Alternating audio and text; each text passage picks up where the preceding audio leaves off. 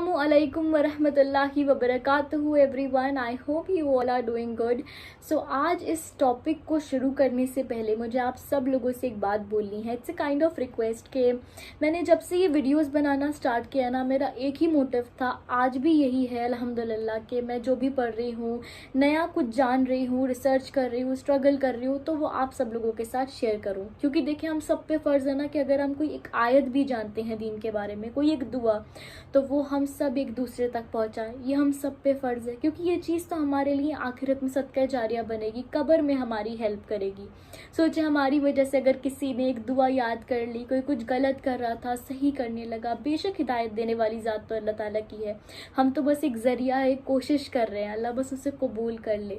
तो हम एक दूसरे के लिए एक बेहतरीन फ़ायदेमंद होने वाला एक ज़रिया तो बन ही सकते हैं। तो मैं यही रिक्वेस्ट है मेरी कि अगर आप इस वीडियो में कुछ भी नया जान रहे हैं, कोई छोटी से छोटी चीज़ क्यों ना हो, तो वो आप आगे भी शेयर करें, सो दैट हम ज़्यादा से ज़्यादा अवेयरनेस इस चीज़ के बारे में फैला सकें। क्योंकि आपको वीडियो के टाइटल से तो पता चल ही गया होगा, इट्स अबाउट पसंद की शादी। तो जहाँ शादी वर्ड आता है ना, ये किसी की ज़िंदगी का सवाल होता है, हम सब की। तो हो सकता है आप किसी की हेल्प कर सके, कोई कुछ चीज़ नहीं जानता है, कुछ गलत कर रहा है, तो वो सही कर ले। क्योंकि दीन के बारे में तो हम जितना जानेंगे ना उतना कम है। इतनी नॉलेज है कि हर बार ऐसा लगता है अरे इतना कुछ है, हम तो कुछ भी नहीं जानते। तो हम सब सीख रहे हैं और यही कोशिश करनी है कि हम सब दूसरों को भी सिखा सके, एक ज़रिया बन सके, कोशिश कर सके। तो यस, बिस्मिल्लाहिर्रहमानिर्रहीम, हम आज का जो ये टॉपिक है ये शुरू करते हैं। सो पसंद की शादी, जब ये वर्ड आता है, ये स्टेटमेंट आती है पसंद की शादी, तो काफ़ी लोगों के मिसकंसेप्शंस होते हैं, काफ़ी सवाल होती हैं, अलग अलग तरह की सोच होती है।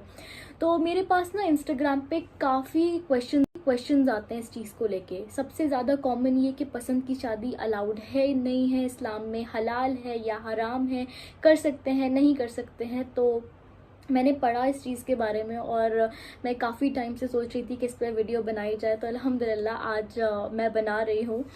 सो सबसे पहला जो इसका जवाब है वो एक एग्ज़ाम्पल है। समझ लें कि आपको किसी मंजिल पे पहुँचना है और मंजिल सोच लें शादी है, ठीक है। तो हर चीज़, हर मंजिल तक पहुँचने के लिए ना दो रास्ते होते हैं, एक सही रास्ता होता है, एक गलत रास्ता होता है। अब सही गलत रास्ता हम हलाल या हराम में ले सकते हैं। तो अब ये हम पे डिपेंड करता है ना कि हम कौन सा रास्ता चूज़ करके अपनी मंजिल तक पहुँच रहे हैं। सबसे पहली चीज़ मैं क्लियर कर दूं कि पसंद की शादी करना या किसी को पसंद करना बिल्कुल भी हराम नहीं है। लेकिन हाँ, हम इसको किस तरह से लेके चलते हैं, हम किस तरह से अपनी मंजिल तक, शादी तक पहुंचते हैं, वो इससे हलाल या हराम बनाता है। तो हमें क्या कोशिश करनी है, ज़्यादा से ज़्यादा क्या इंटेंशनली या कैसे भी कोई पसंद आ गया है तो हम उसमें क्या करें कि हमारे नबी सल्लल्लाहु अलैहि वसल्लम ने फरमाया कि अगर दो लोग किसी को पसंद करते हो, मोहब्बत करते हो एक दूसरे से, तो उनके लिए जो सबसे बेहतरीन चीज़ है वो शादी है, निकाह है। उससे बेहतरीन कोई चीज़ नहीं है। तो हम एक दूसरे को पसंद कर सकते हैं, बट उसमें हमें क्या करना है, हमें जितना हो सके यही कोशिश करनी है कि हराम रिलेशनशिप से और किसी भी तरह की हराम चीज़ से बचें और हर चीज़ में हलाल तरीके को ही अपनाएं। क्योंकि देखिए, जब हमारी ज़िंदगी में हलाल चीज़ें होती हैं ना, हराम नहीं होती, तभी हमारी ज़िंदगी में सुकून होता है और बरकत भी होती है। तो हमारा इस्लाम अब ऐसा तो नहीं है ना कि वो ये राइट आपको नहीं दे रहा है या ये हक आपको नहीं दे रहा है कि आप पसंद की शादी नहीं कर सकते, आप किसी को पसंद नहीं कर सकते। लेकिन हाँ, वो कहता है कि ये सही रास्ता है, आपको निकाह करना है अगर आप किसी को पसंद करते हो। नो एक्सक्यूजेस और कोई और रीज़न नहीं, कुछ नहीं। आप पसंद करते हो, आपको निकाह करना है और आपको उनकी फैमिलीज़ को अप्रोच करना है, एक दूसरे को नहीं करना है अप्रोच। तो यस, इसी के साथ मुझे एक चीज़ और याद आती है कि हज़रत खदीजा रज़ी अल्लाह ताला अन्हा, जब she was a very successful business women, वो तिजारत किया करती थी, तो वहीं पर ना उन्हें हमारे नबी सल्लल्लाहु अलैहि वसल्लम पसंद आए थे। मतलब कि उनकी ईमानदारी और जिस तरह से हमारे नबी सल्लल्लाहु अलैहि वसल्लम काम किया करते थे, उनकी वफ़ादारी और हर चीज़ देख के ना उनको इतना वो इम्प्रेस हुई थी कि उन्होंने फिर उनके लिए डायरेक्ट हज़रत खदीजा रज़ी अल्लाह ताला अन्हा ने रिश्ता भिजवाया था। तो इससे क्या ज़ाहिर होता है कि एक इस्लाम जो है ना वो एक आदमी को भी एक औरत को भी इक्वल राइट्स देता है कि, लेकिन हाँ, उन्होंने कोई गलत रास्ता नहीं अपनाया, उन्होंने खुद अप्रोच नहीं किया, उन्होंने किसी के थ्रू उनको रिश्ता भिजवाया, शादी का पैगाम भिजवाया। तो अगर आप भी किसी को पसंद करते हो, इसमें लड़की हो या लड़का हो, तो वो भी अपनी फैमिलीज को भिजवाया। तो अगर आप भी किसी को पसंद करते हो, इसमें लड़की हो या लड़का हो, तो वो भी अपनी फैमिलीज को बोल सकते हैं। ये तरीका है किसी चीज़ को हलाल करने का और उसको अपनी सही तरह से सही मंजिल तक पहुंचाने का। And do you even know कि जब हज़रत खदीजा रज़ी अल्लाह ताला अन्हा की और हमारे नबी सल्लल्लाहु अलैहि वसल्लम की जब शादी हुई, जब उन्होंने शादी का पैगाम भेजा ना, तो she was 40 years old and हमारे नबी सल्लल्लाहु अलैहि वसल्लम ही वॉज 25 ईयर्स ओल्ड। तो इतना उनके अंदर ये एज डिफरेंस था, एज गैप था। लेकिन फिर भी ना हमारे नबी सल्लल्लाहु अलैहि वसल्लम ने क्या फरमाया कि हम लोग काफ़ी बारी सोचते हैं ना कि एज गैप है इतना, काफ़ी हमारी जो सोसाइटी है इस चीज़ पे बोलती है कि इतनी एज है। हालांकि हज़रत खदीजा रज़ी अल्लाह ताला अन्हा 2 बार बेवा हो चुकी थी। तो हमारी अगर सोसाइटी है तो वो तो ऐसी बातें बनाएगी कि अरे अंडरस्टैंडिंग कैसे होगी, कंपैटिबिलिटी कैसे होगी, कैसे लोग ऐसी बातें हम सुनते हैं, निभाव करेंगे एंड ऑल, क्योंकि एज गैप जो इस चीज़ से बहुत रिलेटेड है कि जब हज़रत फ़ातिमा का और हज़रत अली का जब शादी होने वाली थी ना, तो ये फ़ैसला आसमानों पे पहले ही हो चुका था, वही आ चुकी थी कि हज़रत फ़ातिमा की और हज़रत अली की शादी होनी है। लेकिन हमारे नबी सल्लल्लाहु अलैहि वसल्लम ने ना फिर भी हज़रत फ़ातिमा से पूछा। क्यों पूछा? ताकि वो हम सबको एक मैसेज दे सकें कि अल्लाह के यहाँ फ़ैसला हो चुका है, अल्लाह ने फ़ैसला सुना दिया है कि हज़रत अली का निकाह हज़रत फ़ातिमा से होना है। लेकिन फिर भी क्यों पूछा? ताकि वो हमें ये बता सके, हमें ये मैसेज दे सके अपनी उम्मत को कि लड़की से भी पूछना और लड़के से भी पूछना काफ़ी ज़्यादा ज़रूरी है।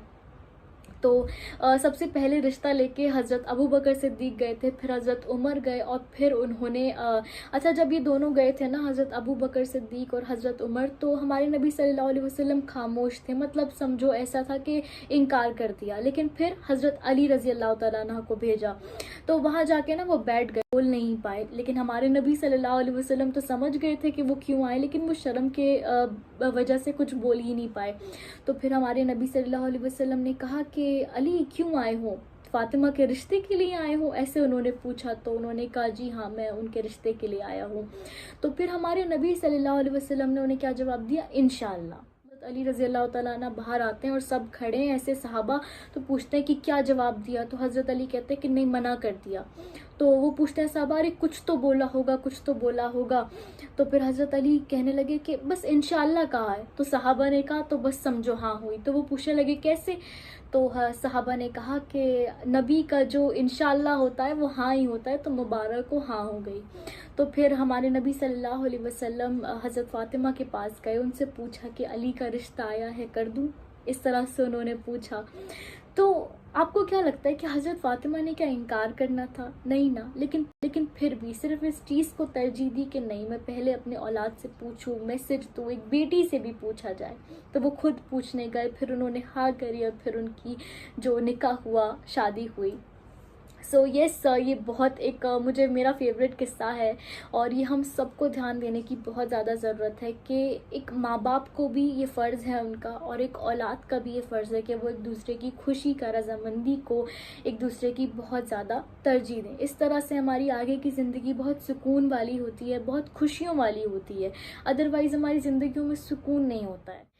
ओके सो क्योंकि हम हर एक चीज़ कुरान से ज़रूर पूछते हैं, अल्लाह ताला से डायरेक्ट ज़रूर पूछते हैं अल्लाह ताला कुरान में क्या कह रहे हैं, तो इसी तरह से हस्बैंड वाइफ के बारे में भी अल्लाह ताला कुछ हुक्म दे रहे हैं। जैसे अगर आप सूरह बकरा की आयत नंबर 187 में पढ़ेंगे कि हमने तुमको तुम्हारी बीवियों के लिए और तुम्हारी बीवियों को तुम्हारे लिए लिबास बनाया। अब लिबास से क्या मतलब है? तुम तो और तुम्हारी बीवी एक दूसरे के लिए, मतलब दोनों को ये इक्वल राइट्स हैं कि तुम दोनों एक दूसरे को सपोर्ट भी करोगे, अल्लाह ताला का हुक्म है ये, और इनकरेज भी करोगे और बराबरी के जो हुकूक है मियाँ बीवी के वो भी अदा करोगे। तो इस तरह से क्या होता है, एक ब्यूटीफुल जो एक रिलेशन है हस्बैंड वाइफ का वो मेंटेन हो सकता है, राइट। तो इसी तरह से एक और एग्जाम्पल है कि जब बच्चा छोटा होता है ना, तो उसका लिबास जो भी माँ बाप लाते हैं वो पहन लेता है। लेकिन जब बच्चा बड़ा हो जाता है ना, तो उसका लिबास जो कलर कलर उसे पहनना होता है वो खुद डिसाइड करता है, राइट। तो इसी तरह से एक लाइफ पार्टनर भी वो खुद डिसाइड करता है, उसकी किसके साथ कैसी अंडरस्टैंडिंग है, क्या कंपैटिबिलिटी है, हर एक चीज़ वो अपने नज़रिए से देखता है। क्योंकि एक ज़िंदगी जो होती है एट द एंड वो लड़का लड़की को गुजारनी होती है, चाहे कोई भी हो। वो चीज़ हमारे माँ बाप जो है ना वो हमारे लिए बेशक हमेशा बहुत बेहतरीन फ़ैसला करते हैं। कभी कभी तो ऐसा होता है कि हमारे फ़ैसले गलत होते हैं, बल्कि मुझे तो लगता है मोस्ट ऑफ द टाइम हमारे गलत होते हैं। क्योंकि हम हमारे लिए उस तरह से नहीं सोच सकते जिस तरह से हमारे माँ बाप हमारे लिए सोचते हैं कि क्या बेटर रहेगा। हम तो कभी कभी बहुत जज्बाती फ़ैसला ले लेते हैं, लेकिन हमारे माँ बाप को पता होता है कि हमारी औलाद के लिए, जिसने हमें पैदा किया है, क्या बेहतर है। अगर कोई चीज़ है आपको पसंद है, मान लें आपके माँ बाप को नहीं पसंद आ रही है, कोई शख्स है, कोई चीज़ है, जो भी है, तो आपको ना उनसे ऐसे बहस नहीं करनी है। ये नहीं करना है कि अपनी बात समझाने के चक्कर में आप नाफरमानी करें या उनकी बेअदबी करें। आपको अगर कोई पॉइंट अपना समझाना भी है ना, अपना पॉइंट ऑफ व्यू, तो आप कैसे समझाएंगे? बहुत आजिज़ी के साथ, इस तरह से कि उन्हें बुरा भी ना लगे और आप अपनी बात भी कह दें और आप अपनी राय, अपने जो पॉइंट ऑफ व्यू है वो भी उनके सामने रखें, एंड प्लस उनके भी समझने की कोशिश करें कि वो आपको क्या समझाना चाह रहे हैं। और हो सकता है कि उनकी समझाई हुई बात और उनका जो पॉइंट ऑफ व्यू वो आपके लिए बेटर हो। तो हमें दोनों की जो बात है वो समझनी है। बहुत बड़ा फैसला होता है, एक लड़के के लिए भी एक लड़की के लिए भी बहुत पूरी ज़िंदगी का सवाल होता है। इसमें अगर हमारे बड़ों की दुआएं साथ नहीं हैं, उनका साथ, उनका साया, उनकी रजामंदी नहीं है, तो जाहिर है जैसे मैंने पहले कहा, उसमें बेसुकूनी होती है, उसमें बरकत नहीं होती है, इन शॉर्ट। तो यस, हमें बड़ों की रजामंदी भी लेनी है और उसके साथ साथ अपनी अंडरस्टैंडिंग, अपनी कंपैटिबिलिटी और हमारा जो भी मिजाज है वो किसके साथ मिलता है, कैसे मिलता है, हर एक चीज़ पे ध्यान देने हैं।